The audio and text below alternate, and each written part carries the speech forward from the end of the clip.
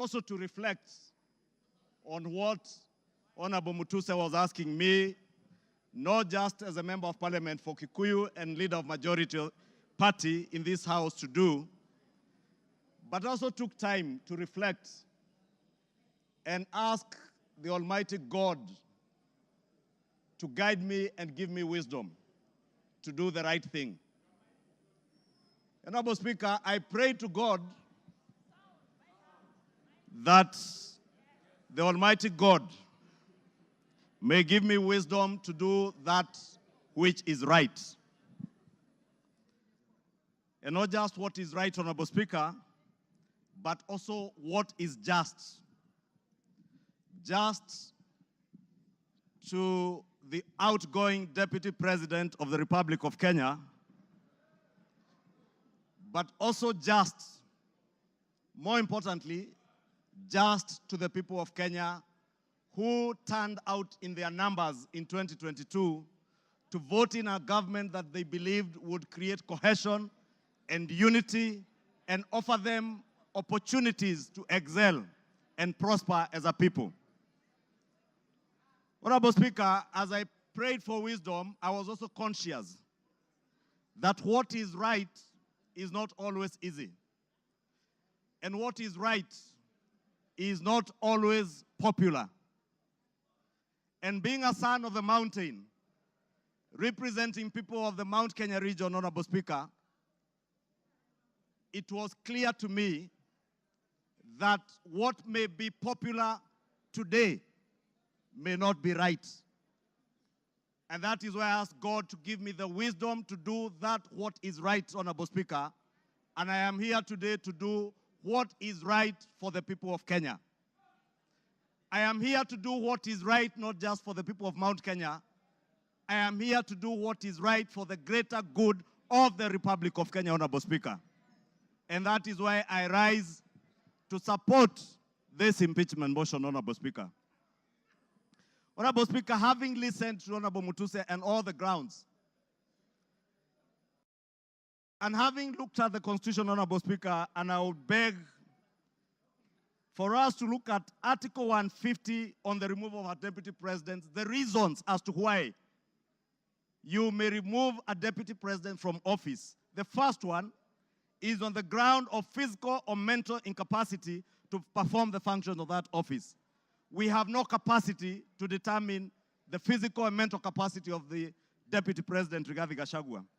But on impeachment as a second ground, the first ground is on the ground of a gross violation of a provision of this Constitution or any other law. The question that begs is whether one Rigathi Geoffrey Gachagua has contravened or has grossly violated one provision of our Constitution.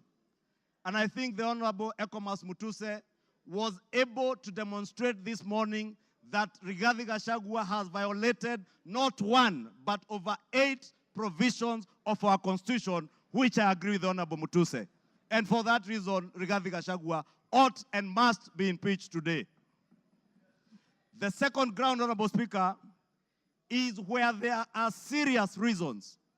And Senior Counsel Otiende Amolo went to great length this morning to explain what serious, when you believe there are serious reasons that the Deputy President has committed a crime under national or international law. Honorable Speaker, behind the veneer of humility that you have seen here this evening, behind the veneer of humility that Kenyans saw on national TVs on Sunday, pretending to apologize, is a dark face of violence. Is a dark face, Honorable Speaker, that is a great danger to our nationhood, a great danger to the unity of our republic, Honorable Speaker, a danger to the cohesive existence of our nation as we see it today, Honorable Speaker. On the first ground, Honorable Speaker, on the remark of Serikali ni kampuni, it pains me, Honorable Speaker, as I say, not just as leader of majority, but as a member of parliament of Kikuyu constituency, and also as a son of the mountain, where I come from. That, Honorable Speaker, today, the community I come from is being depicted as a community that is entitled and privileged. We are a community, Honorable Speaker, that has love for other Kenyans and other communities in our republic. We are a community that is known for our hard work and resilience, not for entitlement. We are a community that is peace-loving and that believes in the unity of one indivisible nation and Republic of Kenya. Rigathi Gachagua does not believe in an indivisible country. He believes in parochial, selfish, regional, and sectarian interests. And for that reason, Honorable Speaker, we ought and we should impeach the Honorable Rigathi Gachagua. Honorable Speaker, we need to ask ourselves as honorable members of parliament, who took an oath of office, Honorable Speaker, and we swore in the name of the Almighty God that we would obey, respect, uphold, protect, and defend this Constitution. And today, Honorable Speaker, what we are being asked to do is to recall those words of the oath of office that we all took either with the Bible or with the Holy Quran in our right hands, Honorable Speaker, that for a man who has grossly violated our Constitution, whether we will stand up today to be counted as protecting and defending this Constitution by sending home one Rigathi Gachagua, Honorable Speaker. I want to say I rise to the occasion today to do what is right and to reaffirm that oath that I took with the Bible in my right hand, to obey, to defend, and to protect this Constitution that we all swore to defend. And I call upon all of you, honorable members, to defend this Constitution. Honorable members, for Kenyans around the country who watched in disbelief as the Honorable Rigathi Gachagua went to great length, and the Honorable Otiende Amolo told us this morning, if you have to spend 2 hours on national TV to defend corruption and tell the world how you are not corrupt, you are definitely corrupt. Honorable Speaker, the Deputy President with his legal team submitted their defense late at 4 p.m. this afternoon, imagining that we will not have the time to go through this voluminous document. If you go through what Rigathi Gachagua was telling you here, on Olive Garden Hotel, he claims that this hotel was sold by executors to a third party. Honorable Speaker, if you peruse through the documents, the third party that is said to have bought this hotel, Honorable Speaker, and allow me, Honorable Speaker, first to tell you that the joint executors of the will of the late Governor Nderitu Gachagua were Rigathi Gachagua, Advocate Njoroge Regeru, and one Mr. Mwai, who was said to have been his great friend, Mwai Madhenge. And Honorable Speaker, if you read the report filed in court by the joint will executors, filed on the 27th of June this year, it says in the report that the joint will executors will make decisions independently of the beneficiaries and without influence from any beneficiary, except for one who is both a beneficiary and an executor. The joint will executors does not have the same attributes and mandates as for trustees, where beneficiaries would play a part assisting in decision making.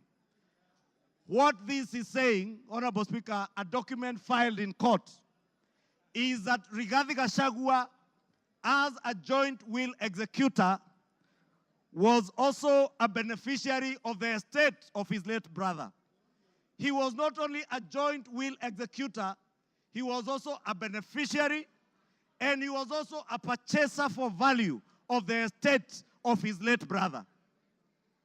Olive Gardens is said to have been sold to one gentleman that many of us know, the Honorable Gishimu Githinji, the member for Gishugu, will tell you that the gentleman who is listed here as a purchaser for value for Olive Gardens, one Peterson Jomo Mushira, was a candidate in Gishugu constituency. He is a direct proxy of one Rigathi Geoffrey Gachagua. And Honorable Speaker, I must confess, and I am sorry to my friend Peterson because I know him. I just called him this afternoon when I saw this document. And I asked him whether TM Civil Engineering Limited is his company, and he confirmed to me it is indeed his company. I therefore want to tell you Olive Gardens was purchased through the proxy of Peterson Jomo Mushira with 0 shares and TM Civil Engineering Limited with 6,000 shares.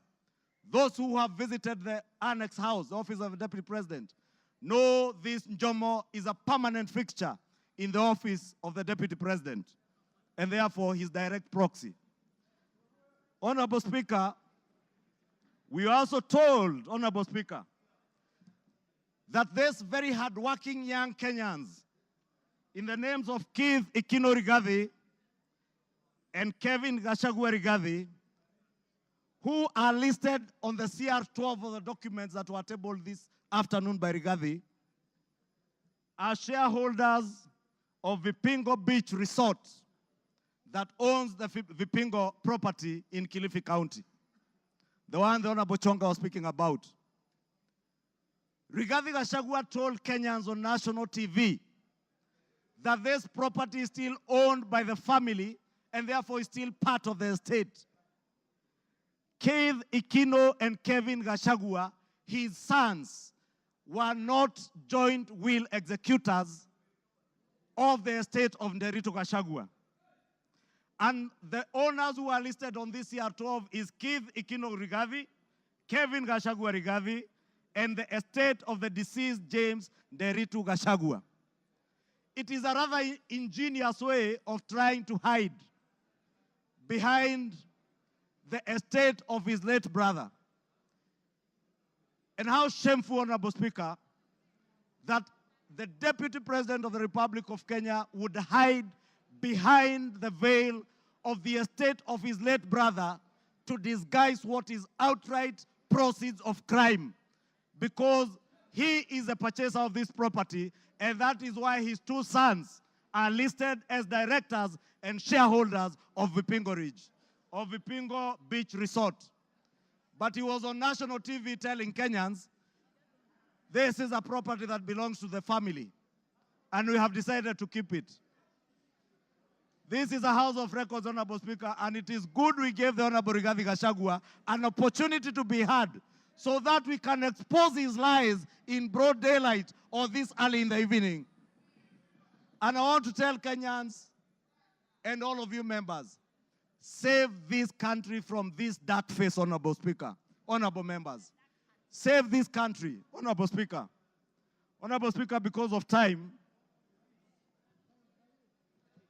I know there was alluding, Honorable Speaker, if you look at the time this company, Vipingo Beach Resort, was formed, it was founded on 5th August 2008.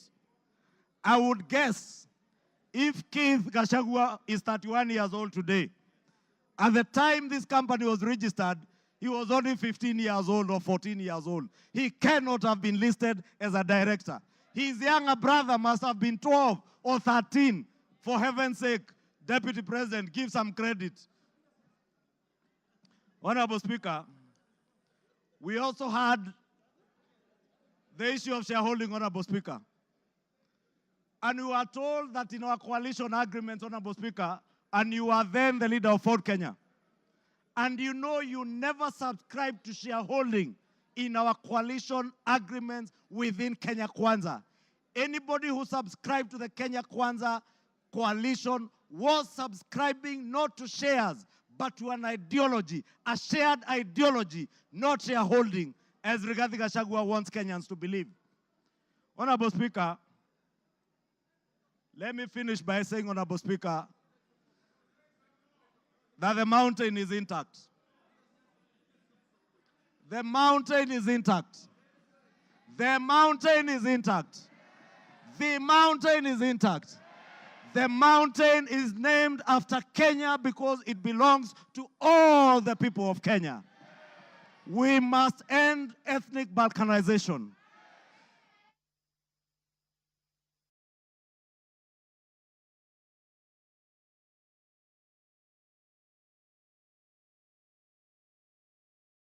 Give him another 2-3 minutes.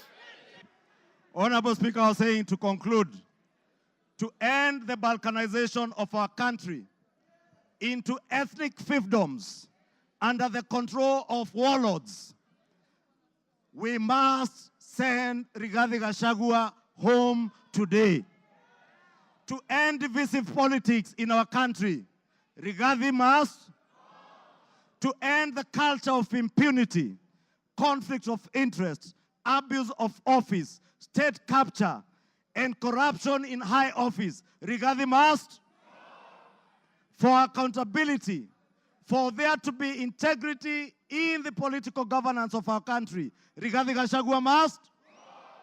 For leaders in high office to bear policy and political responsibility, Rigathi Gachagua must. For national unity, for the fight against graft to bear fruit, for peace and prosperity of our nation as one indivisible whole, one nation under one flag, one people who love their country, who love peace, who want to see a cohesive and working government serving them. Rigathi must? Rigathi must? I submit Rigathi must go.